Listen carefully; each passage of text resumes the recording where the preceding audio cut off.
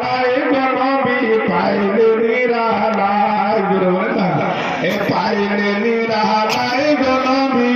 পাইলে নিরালায় এ দুই কদমে চুমু খাবো এ দুই কদমে চুমু খাবো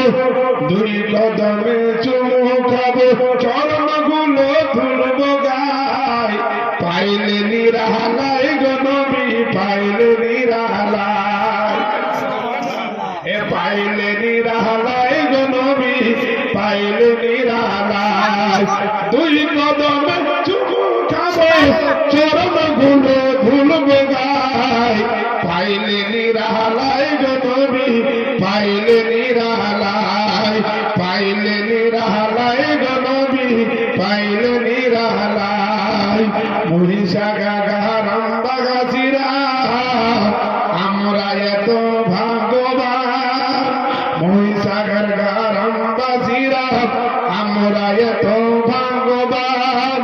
নবীর সামনে বদন শুনে নবীর সামনে বক্তব্য শুনে আমরা বড় মেহেরবান পাইলে নিরালায় গনবি পাইলে নিরালায় দুই কদমে চুমু খাবো এই দুই কদমে চুমু খাবো চরণগুলো ধুলবো গায় পাইলে নিরালায় গনবি পাইলে নিরালায় ও বন্ধুগণ বাবা জীবন আমার আল্লাহ সামাদ আল্লাহ কবিরা আল্লাহু আকবার গতকালকে আমি আপনাদেরকে বলেছিলাম ঈদের দিনে 5টি স্পেশাল সুন্নত অনেকে আপনারা জানেন না বাবা অনেকে আপনারা আজকে শুনে নিন আমার নবী আপনার নবী তাবিকুল কায়নাতের নবী নবী আমার বলেন উম্মতের যখন তোমরা ঈদের দিনে নামাজ পড়তে যাবে সর্বপ্রথমে তোমরা মিঠো জিনিস খাবে মিঠো জিনিস কি এ বেরাদার চিনিও মিঠি হয় গুঁড়ো মিঠি হয় কিন্তু নবী আমার বলেন ওই দিনে বেজল খেজুর খেয়ে ঈদগার ময়দানে নামাজ পড়তে যাওয়া নবীর সুন্নাত আদা হয়ে যাবে কয়টা খেজুর বেজল 3টা খান 5টা খান না হলে 7টা খান বেজল খেজুর খেয়ে ঈদের নামাজ পড়তে যাও সুন্নাত আদা হবে বলে বলুন 1 নম্বর দ্বিতীয় নম্বর হচ্ছে ঈদের দিনে গোসল করাটা সুন্নাত মহব্বতে বলেন না এই জোরে বলেন না সুবহানাল্লাহ ঈদের দিনে গোসল করাটা কি সুন্নাত সুন্নাত কিরকম সুন্নতে রাসূল জোরে বলেন না আল্লাহু আকবার আজকে আমার ইচ্ছা ছিল যদি 10টা 11টায় দিত তা আজকে কিছুগুলোর অবস্থা দিয়ে কিছুগুলোর আজকে ওয়াস্তা দিয়ে আপনাদের কাছে চাঁদা করার আমার মনে আশা ছিল তাহলে ওই মশলা যদি খোদার কাছে কবুল হয়ে যেত নবীর সুন্নাত যদি কবুল হয়ে যেত আমার আপনার প্রত্যেকেরই জন্য নাজাতের ওয়াসিলা হয়ে যেত জোরে বলেন না এই মহব্বতে বলেন না সুবহানাল্লাহ তো বিরাদরান ইসলাম গোসল করাটা খেজুর খাওয়াটা সুন্নাত তারপরে কি ফজরের নামাজ পড়ার পরে আল্লাহু আকবার আল্লাহু আকবার আল্লাহু আকবার লা ইলাহা ইল্লাল্লাহ আল্লাহু আকবার ওয়ালিল্লাহু আকবার ওয়ালিল্লাহিল হামদ এই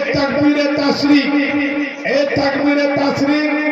ঈদের দিনে ফজরের নামাজে পড়তে থেকে শুরু পড়তে হবে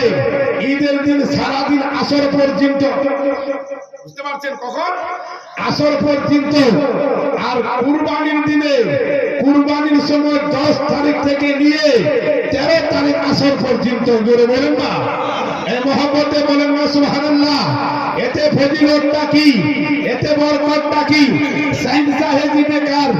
আকাই নামদার মদিনাতে তাজদার নবী আমার বলছেন আল্লাহু আকবার যে আজকে মক্কা মদিনায় ওরাই যাচ্ছে যাকে আল্লাহ টাকা দিয়েছে ধন দিয়েছে আল্লাহু আকবার তারাই তো মদিনায় যাচ্ছে মুজদালিফায় যাচ্ছে মিনাতে যাচ্ছে আরাফাতে যাচ্ছে সবাই হাজিরি ভাই হাজিরা বলে আল্লাহুম্মা লাব্বাইক লা শারীকা লাব্বাইক আল্লাহুম্মা লাব্বাইক লা শারীকা লাব্বাইক আল্লাহুম্মা লাব্বাইক লা শারীকা লাব্বাইক হে রব্বে কায়নাত মাবুদ হে আল্লাহ তোমার হাবিবের দরবারে তোমার ঘরে আল্লাহ হাজির আছি বান্দা, হাজির আছি বান্দা। আল্লাহ বলছেন যে বান্দা আমার পয়সা বড় নাই, টাকা বড় নাই, জায়গা নাই, মাল নাই, সম্পত্তি নাই, যদি কেউ মহিষাগার গ্রামে, কেউ যদি কয়লা গ্রামের গ্রামে, কেউ যদি পাহাড়পুর গ্রামে, এই বিশ্বের যে কোনো কড়াই কড়াই আমার একজন যদি গরিব বান্দা এই কাপুরের তাসরিফ পাঠ করে, কোন যদি আমার গরিব উম্মত যদি আমার কাপুরের তাসরিফ পাঠ করে, তো সাইন সাহেব কার নবী আমার বলতেছেন শুনে শুনে প্রত্যেকটার জিকিরে তার নামায় বলে এক পাশে কামেল ছোট ছোট নেই সাইন সাহেব কার নবী আমার বলেন দেখো দেখো আল্লাহ বলছেন আমার বান্দারা আজকে পৃথিবীর কোনায় কোনায় আমার নামকে স্মরণ করতেছে, আমার জিকির করতেছে, আমার হামদা সারা করতেছে। যায় যায় যারা আমাকে এসেছে তারা তো ভগবান, যারা পৃথিবীর কোনায় কোনায় রয়েছে এই কাপুরে তাসরিকে রয়েছে নাই তাদের এই মহব্বতে বলেন না, এই জোরে বলেন না সুবহানাল্লাহ, হাত দিয়ে বলেন ইয়া রাসূলুল্লাহ, আল্লাহু সামাদ আল্লাহু কবিরা। তো তাকবীরে তাসরিক করতে হবে। ওই তাকবীর পড়তে পড়তে ঈদগার ময়দান দেখতে যাও, বলেন না। ঈদের দিনে যে রাস্তা দিয়ে নামাজ পড়তে যাবেন, নামাজ পড়ে অন্য রাস্তা থেকে ফিরে আসাটা সুন্নাত। কি আসাটা সুন্নাত? ফিরে আসাটা সুন্নাত। আল্লাহু আকবার। তারপরে হচ্ছে কি, হে মুসলমান, ঈদগার ময়দানে প্রত্যেকেরই মন প্রত্যেকের দিন এক হতে হবে, এক হতে হবে। সমস্ত আলোচনা, সমস্ত আধ্যাত্মিক ঘাত কুরবান করে দিতে হবে। আর ওই দিকে একসঙ্গে অপরের সঙ্গে সিনা মিলাতে হবে, সালাম করতে হবে, মুসাফা করতে হবে। এই জন্য ওই দিনটা শুধু বান্দা বান্দির খুশি নয়, আল্লাহর ফেরেশতা গণরাও খুশি। এই মহব্বতে বলেন না সুবহানাল্লাহ,